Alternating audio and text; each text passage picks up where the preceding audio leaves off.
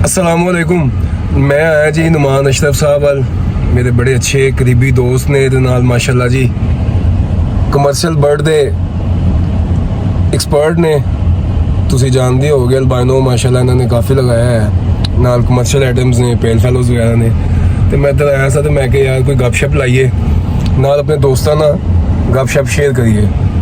जी नुमान भाई की हाल चाल ने खैरियत है? अल्हम्दुलिल्लाह जी, सब खैरियत। तुसीं सुनाओ, सब खैरियत है? नुमान भाई सानू ਇਹ ਦੱਸੋ ਕਿ ਇਸ ਸਾਲ ਤੁਸੀਂ ਕਮਰਸ਼ੀਅਲ ਬਰਡ ਕਿੰਨਾ ਸੇਲ ਕੀਤਾ ਤੇ ਮਾਰਕੀਟ कैसी रही है?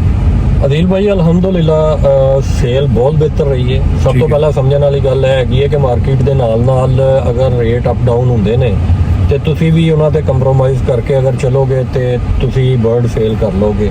ਅਗਰ ਤੁਸੀਂ ਕੁਝ ਅਨਜਸਟੀਫਾਈਡ ਰੇਟਸ ਦੇ ਉੱਤੇ ਫਸੇ ਰਹੋਗੇ ਤੇ ਬਰਡ ਸੇਲ ਨਹੀਂ ਹੋਏਗਾ। ਬਾਕੀ ਅਲਹਮਦੁਲਿਲਾ ਜੀ ਸਾਰਾ ਕੁਝ ਹੀ ਸੇਲ ਕੀਤਾ ਹੈ। ਅਲਬਾਈਨੋ ਰੈਡ ਆਈ ਇੱਕ ਵਾਹਦ ਆਈਟਮ ਹੈਗੀ ਹੈ ਜਿਹੜੀ ਹੋਲਡ ਕੀਤੀ ਹੈ।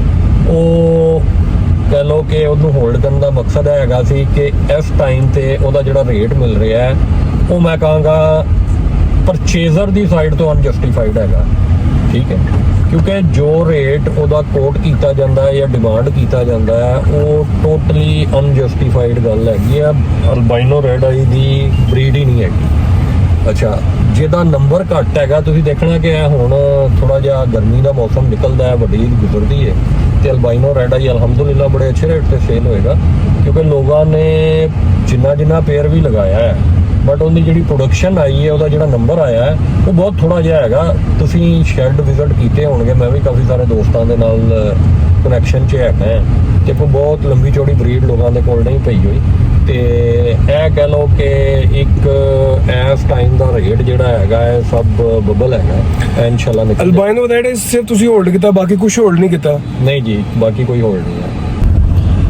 यानी कि नुमान भाई ਤੁਸੀਂ ਸਿਰਫ ਅਲਬਾਈਨੋ ਰੈਡ ਆਈਜ਼ ਹੋਲਡ ਕੀਤਾ ਹੈ, ਬਾਕੀ ਕੁਝ ਹੋਲਡ ਨਹੀਂ ਕੀਤਾ? ਜੀ ਬਿਲਕੁਲ ਅਲਬਾਈਨੋ ਰੈਡ ਆਈ ਹੋਰ ਕੁਝ। ਅੱਛਾ, ਮੈਂ ਕੁਝ ਦਿਨ ਪਹਿਲੇ ਮੈਂ ਵੀ ਇੱਕ ਪੋਸਟ ਲਗਾਈ ਸੀ ਅਲਬਾਈਨੋ ਰੈਡ ਆਈਜ਼ ਦੀ, ਜਿਹਦੇ ਉੱਤੇ ਕਾਫੀ ਲੋਕਾਂ ਨੇ ਕਹਿ ਕੇ ਵੀ ਲਗਾਏ, ਕੁਝ ਮਜ਼ਾਕ ਵੀ ਉਡਾਇਆ।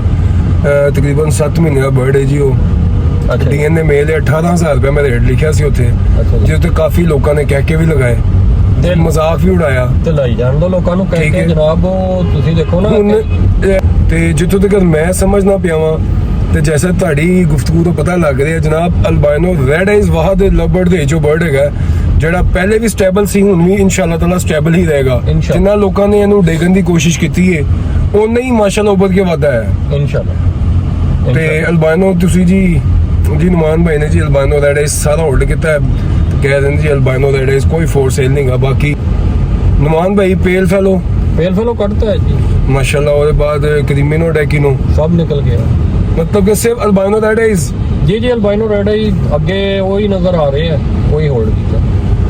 ठीक हो गया। ਤੇ ਜਨਾਬ ਮੇਰਾ ਐਵੇਂ ਮੂਡ ਬਣਿਆ ਕਿ ਮੈਂ ਨੁਮਾਨ ਭਾਈ ਦੀ ਐਕਟੀਵਿਟੀ ਵੀ ਤੁਹਾਡੇ ਨਾਲ ਸ਼ੇਅਰ ਕਰਾਂ ਤੇ ਮਾਸ਼ਾਅੱਲਾ ਜੀ ਅਲਬਾਈਨੋ ਰੈਡ ਆਈਜ਼ ਦੇ ਹਵਾਲੇ ਦੇ ਨਾਲ ਮੈਂ ਬਹੁਤ ਜਲਦੀ ਇੱਕ ਵੀਡੀਓ ਲੈ ਕੇ ਆ ਰਿਹਾ ਹਾਂ। ਅਲਬਾਈਨੋ ਰੈਡ ਆਈਜ਼ ਸੇਲ ਕਰਦੇ ਹੋਏ ਜਨਾਬ ਜਲਦੀ ਨਾ ਕਰਨਾ। ਅਲਬਾਈਨੋ ਰੈਡ ਆਈਜ਼ ਸਕੂਨ ਵਾਲਾ ਬਰਡ ਹੈਗਾ ਜੀ, ਪ੍ਰੋਡਕਸ਼ਨ ਬਹੁਤ ਥੋੜੀ ਹੈ। ਹਾਂਜੀ ਤੇ जनाब फिलहाल नहीं, अपनी दुआओं में याद रखना।